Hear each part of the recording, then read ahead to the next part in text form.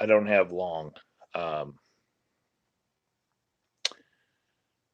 that's actually one of my favorite uh, jokes when I'm having to watch people do their urinalysis. I got three jokes. They happen really quickly. Uh, let's make this short. We don't have long. Chop chop. Um, and I don't know what's wrong with my camera today, but Echo, turn on lamp two. That's not any better.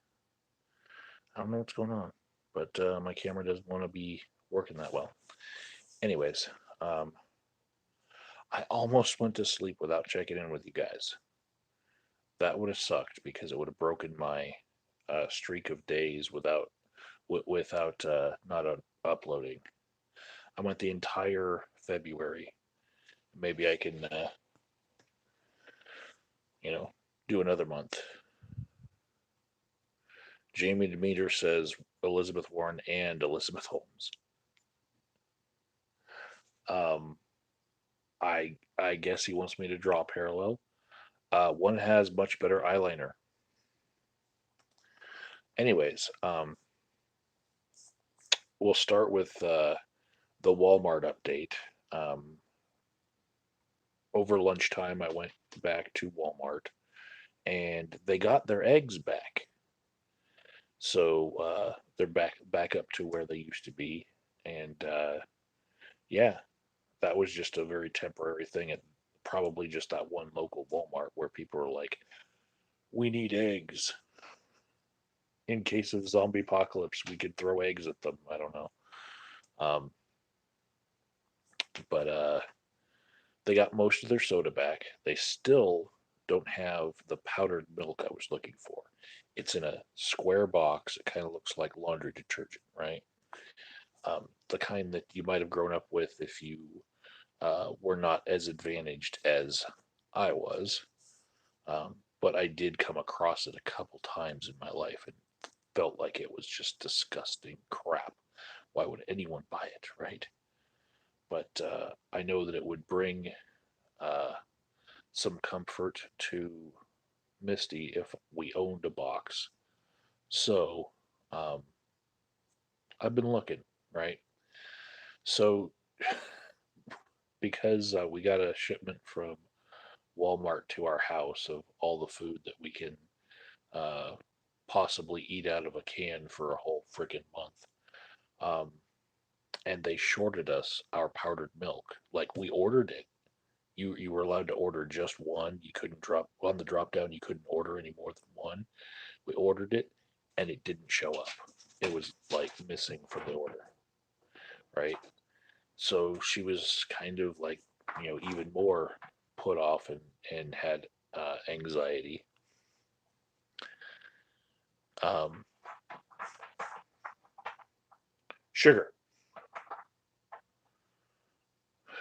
Anyways, she was looking at alternatives for powdered milk. Like, was there any other size of something that she could order? And everything was out everywhere. And now there are shortages of toilet paper being reported to me by multiple people across the city, especially at Costco and Sam's Club. But every time I go to a Walmart, there seems to be plenty of toilet paper. Now, we did overbuy for our house. That's what the one thing that I went crazy on was I bought two big packages of toilet paper because I was like, we gonna have some shit tickets, right? Because I like to shit. So, um, that will go through, whether or not zombie apocalypse happens. So, I went back to Walmart today and they didn't have regular powdered milk, but they had chocolate powdered milk and nobody wanted it. So there was a couple packages of that. But last night I heard Misty say, "Hmm, well, they have goat milk. You want to try that?" and she was kind of on the fence. So while I was at Walmart, I saw they had a couple cans of it, and so I don't know. Like I don't want to open it and try it on camera tonight because it might actually come to zombie apocalypse, and this is supposed to be like an emergency ration, right? But I guess in the uh, in the middle of our zombie apocalypse, if it happens, we'll have a little unboxing, and I will be the Chupacabra of Walmart. Um, those of you who know what that literally means know what you know.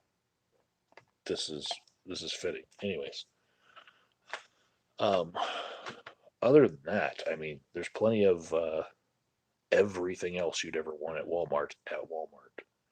Um, I saw no other shortages except for powdered milk and hand sanitizer. Um, and they still had toilet paper and they restocked on all their bottled water.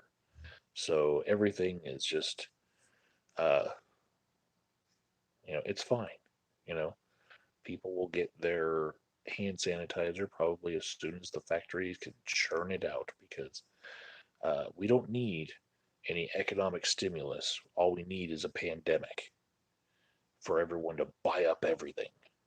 This is making the Walton family even more richer, you know, and if they can only live through the actual epidemic because they're all, old crusty farts, then yeah, they'll be rolling in the dough. Anyways, um, Echo, turn off lamp two. I don't know which looks better right now, but I know that my camera is not working in the dark that well. So uh, this marks the second presidential election that I will not have picked the candidate that wins years ahead of time. The first time it happened was Donald Trump winning the presidency. And now the second time it has happened, it will be Donald Trump uh, or somebody else other than my candidate of choice, which at the time, right after he won his first presidency, the day after, I said Warren 2020. Now, at that time, I thought that Bernie Sanders would be way too old to be running for president again in 2020, and that he had his chance and he's probably going to let somebody else carry the torch. Not so, right? So I was wrong about a lot of things. Um, but during Sanders's bid for the presidency in 2016, when it was just between him and Hillary Clinton on the Democratic side trying to become the eventual nominee for the election, it was really brutal. The debates were really defining of the two different sides of things. And I think one of the things that stands out the most is that Elizabeth Warren, she did not endorse either side until Bernie had eventually lost the nomination on his own, and she didn't endorse Hillary Clinton until Bernie was definitely out of the running. So she just basically hedged her bets on whoever the eventual nominee is. I will support that person, and it became a big thing where people said, if she had given her endorsement uh, earlier, it would have mattered more, and instead she drug her feet on it. And I don't know how much her endorsement really was actually worth, but 2020 is a completely different battlefield, right? So Warren's actually running for president, and then there's you know a clown car worth of people that were also running, and it got whittled down to a little more than a handful right before Super Tuesday. And then three candidates drop out right before Super Tuesday to give Joe Biden a push by dropping out and all endorsing Joe Biden, right? And when that happened, the day before Super Tuesday, there was still some time to react. And Elizabeth Warren did not. Okay. I don't know if she was in this battle stance of thinking, no matter what happens, I'm going to stay in this until my state of Massachusetts votes, because then I'll get some delegates and maybe I'll get some steam.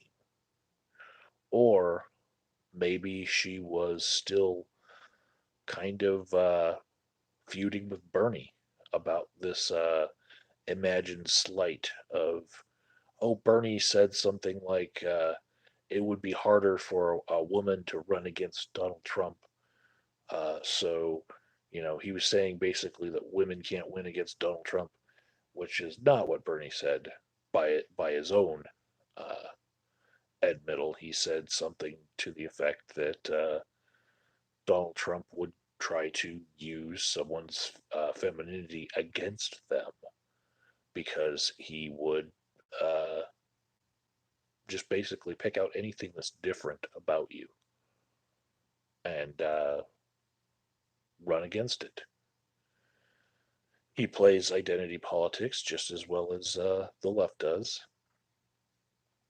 and he plays to his base. And if they didn't want a woman, he would be harping on how a woman can't do the job of being the ultimate executive of the country. So that's what Bernie meant by that, was that Trump would go and say things like that about any person that he's running against. I mean, if Bernie Sanders was the nominee, Trump would be talking about Jews. He would use a lot of dog whistle code words about Jews. And he was just trying to point out to her that, hey, if you were the nominee, then it would be all about how women shouldn't be wearing pants. You know, women can't be in control of the football that controls nuclear weapons because they have their periods and they might have once a month a lapse in judgment. He would say shit like that because he's Donald Trump, right? So Warren imagined that from Bernie to mean that no woman could ever win against Donald Trump, and no woman will ever win the presidency. And apparently, uh, she sat on this and let it fester for 4 years until she came out and said it at a very opportune point in this presidential primary, which to me seemed really contrived. It was really fake. And then when she challenged Bernie at the podium, saying, I believe you just called me a liar. It was actually her calling Bernie a liar, but whatever. Um, this really caused a rift between the two parties, or between the two candidates and their campaigns. And so my imagined progressive powerhouse of, you know, Bernie getting endorsed by Warren, and then Warren becoming his VP maybe, and them running on the same progressive ticket, that kind of just dissipated. The unity that should be on the progressives side versus the uh, the moderates that all combined their efforts behind Biden. It just isn't there. So uh, when it mattered, Elizabeth Warren did not counter the combined efforts of Buttigieg, Klobuchar, and Steyer the days before Super Tuesday by endorsing Bernie and dropping out just like they endorsed Biden. She didn't do that. She waited through Super Tuesday and she let the chips fall where they may, and Biden came out ahead, right? And what's super interesting about that is she drops out today, and in her interviews, people asked her, well, are you going to endorse someone? And she says, let's just sit on that for a second because I've got to make sure my people are all taken care of because this was a very weighty decision. And, I'll come out and endorse someone later. And I'm like, oh, it's 2016 all over again. Elizabeth Warren refusing to do the right thing at the right time. And it is painfully obvious when the right time was. Painfully obvious. And she still didn't do it. I mean, Twitter was alight with people screaming, I have been a supporter of you, Elizabeth Warren. Please do the right thing and endorse Bernie right before Super Tuesday. Because if you don't, you're letting down all the progressives. You're splitting the progressive vote while the moderate vote has just combined into one. And she didn't do it.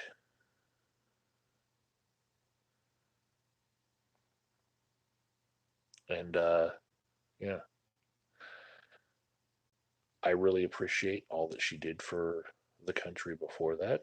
I really appreciate how she eviscerated Wall Street banks from her Senate position, you know, and yeah, everything before this election, I feel like she was really serving our country well. And this election has brought out some really bad things in a lot of candidates that I used to uh, respect a little, you know. Um, for instance, I watched a documentary on Beto O'Rourke that was on HBO, right? And of course, he loses to Ted Cruz in it, but that was what started his running for president eventually. And nowhere in it was there any inkling that he was going to try to propose Medicaid for America, you know, instead of Medicare for all. He was, which is basically protecting the status quo minus a couple million people put on Medicaid rolls more than Obama, you know. And what the progressives are trying to do, the Bernie, the Warren, and the Gabbard, they're trying to do a no ifs, ands, or buts about it, single payer universal health care, right? Like every other civilized first world country, you know? And what they're up against is the thing that they're fighting, the thing that they're trying to fix about our country generates so many uh, billions of dollars in profits that it has lobbyists that can control the politics of the country to keep itself alive.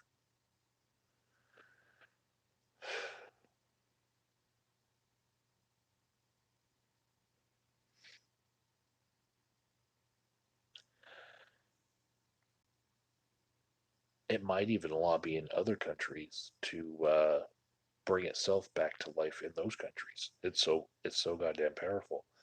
How much it bilks money off of giving us less health care. It's a it's a scam where you're paying money thinking that you're going to get all the health care that you need when you need it, and really what it's doing is putting in a middleman in the way that says, let me see that bill. Is there anything that we can make you have to pay without insurance, and push the cost off onto you because you didn't do something right, you didn't read the fine print right, or hmm, you know, it's actually we're paying for a system where people are scrutinized for how they shouldn't have health care. You know, um, I'd rather that money go to taxes than uh, a rapacious insurance company system. I would, but that's me, right? And what I'm finding out is that I kind of live in a bubble. I really do, because I don't know, my social media gets reflected back onto me what I put out into the world, and I surround myself with people that are either like-minded or also professionals in the same industry as me, which works alongside healthcare. You know, I consider mental health to be healthcare, but you guys get the point. I see a lot, you know, and I want change. And what I'm noticing is the rhetoric of you're not going to be able to have the health care that you want to pay for, and the rhetoric of your union fought for the right to have these great benefits in health care, and they're going to steal it from you. You know, those Republican talking points have been adopted by the moderates in the Democratic Party, um, in a way that shows me that really it's a one party system, where uh, it's you know billion-dollar companies that can pay for lobbyists versus the people.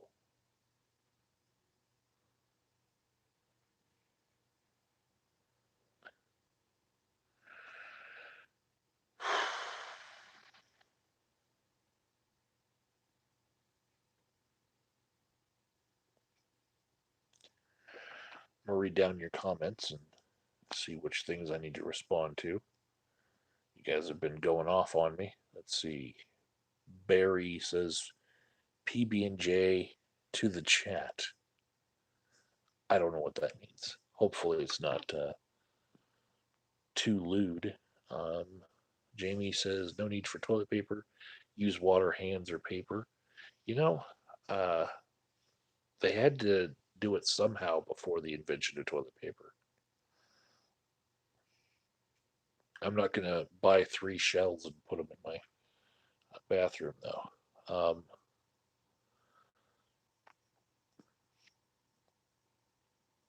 Jamie says Biden or Sanders will be the candidate, only for Trump to win in a landslide. Um, at this point, I'm wondering if Biden and Sanders will even make it to the election, because they're in the super old demographic that the coronavirus likes to kill, and they hug too many babies. Uh,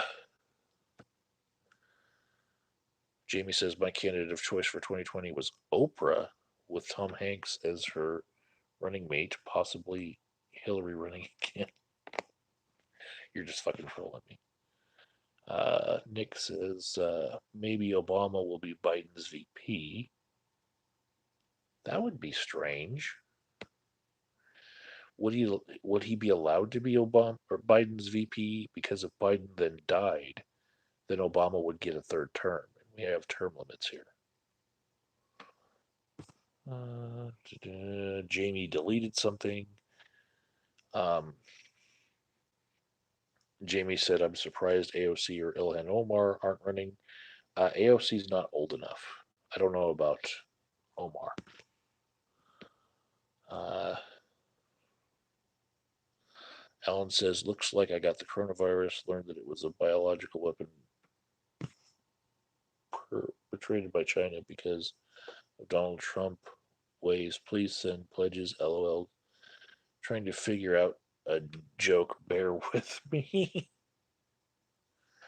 uh, Apparently, there's two cases in my state now. Um, I expect there's actually dozens more, but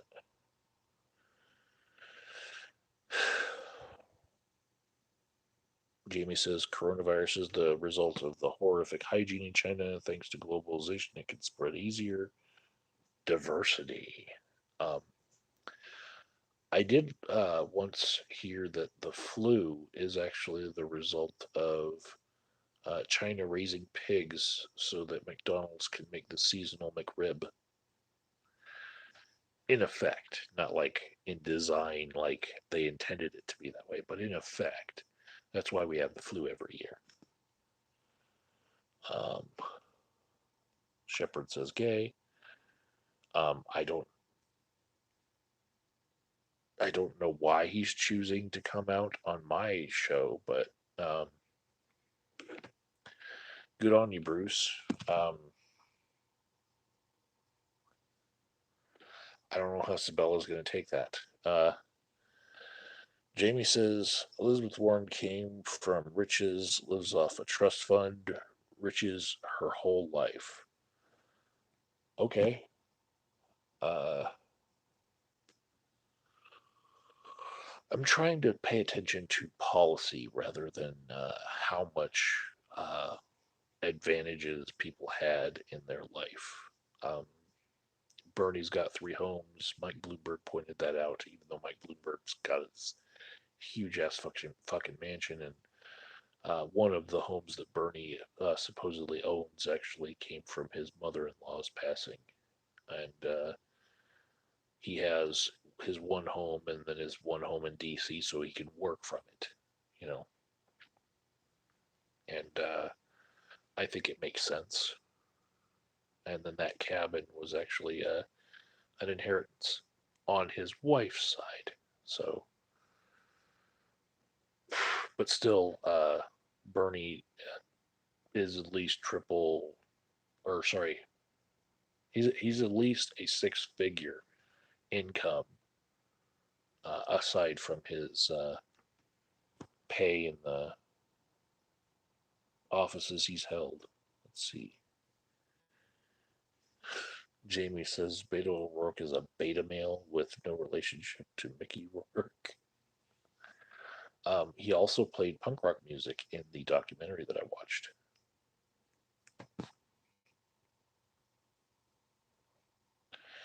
Alan says he got coronavirus from eating duck's neck.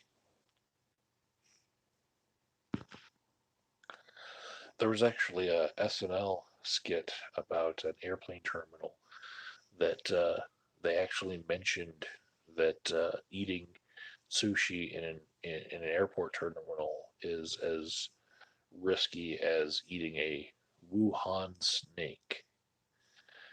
So yeah, I was like, whoa, that's a little too soon for a joke like that. But they pulled it off. You know, I like laughing at edgy jokes like that, but I was surprised that SNL would be the place where that would happen. Let's see.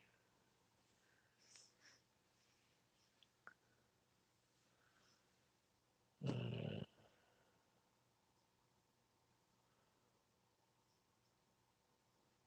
Nick Bravo says use Bloomberg ads for emergency toilet paper. You can't because they're glossy. They take shit off of anyone's ass.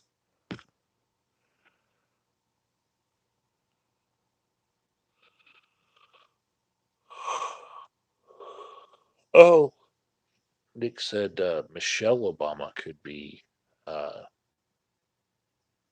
Biden's VP. Hmm. Hmm. There are much more qualified candidates, but I can see her getting a lot of votes.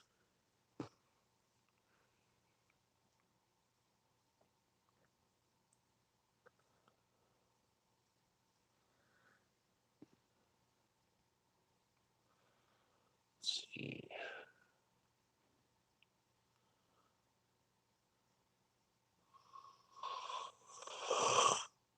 Oh man, I'm so tired. Um,